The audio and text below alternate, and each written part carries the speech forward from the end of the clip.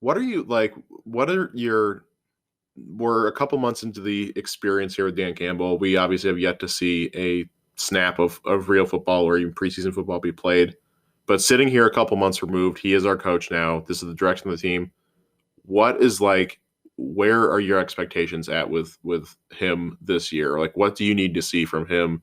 Is it a win total thing, or is it just like how he is around the team to say, yeah, okay, like we're in a good spot with him? I think it needs to be mentality, and like fundamentals. That's really what I want to see. But dude, I mean, that's the kind of shit Patricia was saying. He was just saying, I know he like, was saying it, but fundamentals. it was never shown on the field. It was never shown on the field. Yeah. Like tackling was a huge issue. You want to talk about boring ass coach speak? I was going through some stuff this morning looking for some sound clips, and like I looked up Matt Patricia. I was like, is there anything stupid he said that would be funny?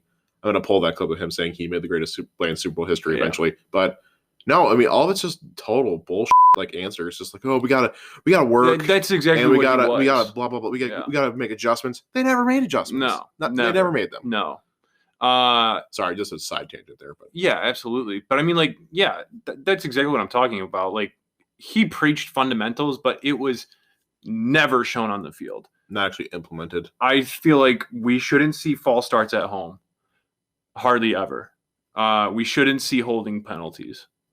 I mean, obviously you're going to see holding penalties, but we shouldn't see that. Well, much. Also it's the Lions versus the refs almost every game. Like stupid penalties should not be happening. So cleaner and like smarter foundational stuff is a key aspect of his year one for you. Yeah. Yeah. I think for me it's he's gotta win over the team, and he's gotta win over the fans, because I don't think, like, we have obviously been talking about him to death because he's like the new name right now.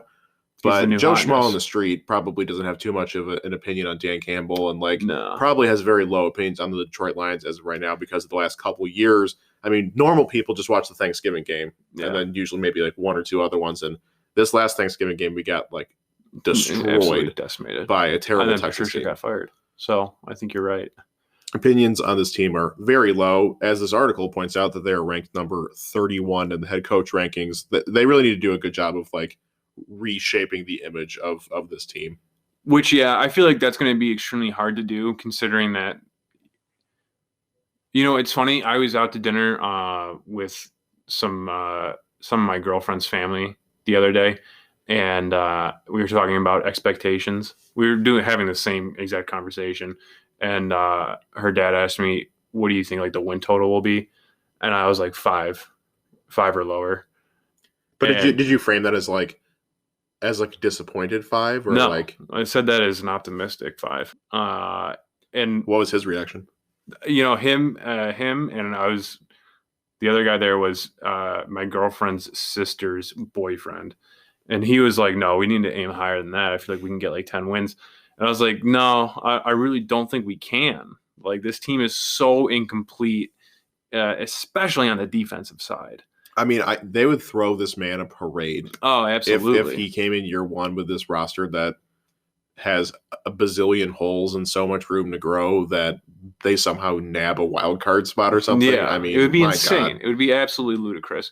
This is insane, you fool. But that's why I think it's going to be. I don't think it's going to be hard for him to win over the locker room. I really don't. I think that he is going to be a good team leader. From a head coach. Yeah, well, that's his number one selling point, right? It is. That he's kind of like a I really do think it is. Winning over the city is borderline impossible. Because, I mean, like, you said it, there are so many fans not like us where they are not intellectuals, such as you and I. I want winners. They're very surface level fans. Yeah. And when they see the Lions lose, they're going to go, Dan Campbell's fault. Which I don't think is always going to be the case. Like, this team is not good. Well, and then like your hold on. Girlfriend's sister's boyfriend. His opinion on the Lions needing to aim higher and get 10 wins, like, for me, that's not even in the conversation about having Dan Campbell having a good first year. Yeah. Like, because the win total, they could win 3 games and I could still be like, he had a good year. Yeah.